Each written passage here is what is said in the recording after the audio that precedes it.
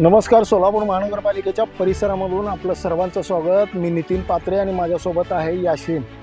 आत्ताच आम्ही पालिका आयुक्त सचिन ओंबासे यांची पत्रकार परिषद घेऊन बाहेर पडलो आणि त्या पत्रकार परिषदेनंतर त्यांनी जी पत्रकार परिषद घेतली होती त्या पत्रकार परिषदेचा मूळ हेतू सोलापूर महानगरपालिकेच्या निवडणुका होत आहेत आणि त्या निवडणुकीसाठी आवश्यक असलेला प्रभाग आणि त्या प्रभागाची प्रारूप रचना त्याने आज जाहीर केली आणि त्याच्यामध्ये एक लक्षात आले की 2017ला ज्या पद्धतीनं प्रभाग रचना होती त्याच पद्धतीची प्रभाग रचना यंदा देखील त्यांनी निश्चित केली आहे. लोकसंख्या ही 2011ची 17ला आणि 17 नंतर आता त्यांनी गृहीत धरलेली आहे. आणि विशेष म्हणजे ह्या 2000 आता जो आपण प्रभाग पाहणार आहोत तो प्रभाग क्रमांक 17 तो म्हणजे लष्कर किंवा लोधी गल्ली परत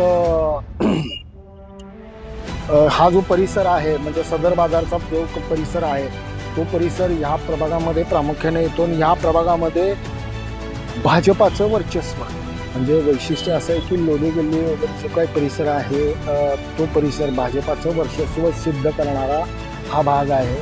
आणि ह्या भागावर अधिकचं लक्ष म्हणजे शहर उत्तरचे आमदार विजयकुमार देशमुख यांनी पूर्वी 2017ला घातल्यामुळे भाजपाची बऱ्यापैकी ताकद तिथं लागलेली होती.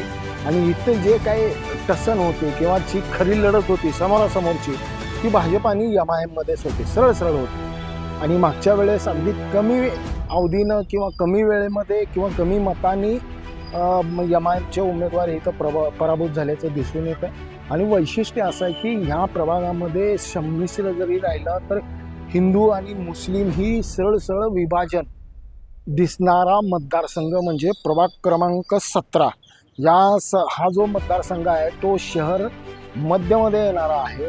आणि आता जे विद्यमान आमदार आहेत ते देवेंद्र कोटे यांची देखील मोठी कसरत असणार आहे. कारण इथं जे काही पक्षांनी जी निवडून आणलेली मागणी 2014ची जी आहेत एक प्रमोद गायकवाड हा तिथला एक अपवाद वगळता तर सगळी भाजपाचे उमेदवार ते तिथे निवडून आलेले आहेत. प्रमोद गायकवाड यांचं देखील वर्चस्व बऱ्यापैकी तिथं आहे.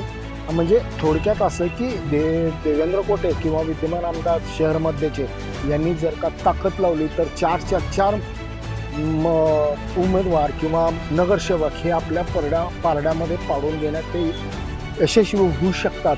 पण पुन्हा तोच प्रश्न, महाविकास आघाडी जर का झाली, MIM आणि काँग्रेस ही जर का 2 मतं एकत्रित आली तर त्याचा परिणाम किंवा त्याचे जी काही मताची विभागणी आहे ती ह्या मतदारसंघामध्ये पुन्हा आपल्याला जे बघायला मिळेल.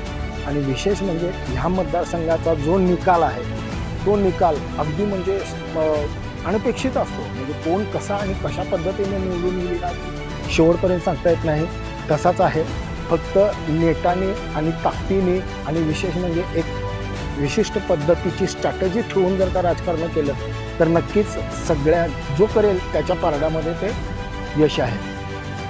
2025-26 मध्ये होणाऱ्या प्रभागामध्ये आपण आता 2 प्रभाग क्रमांक 17ची जी काही प्रभाग रचना ऐकलो त्याच पद्धतीने होईल.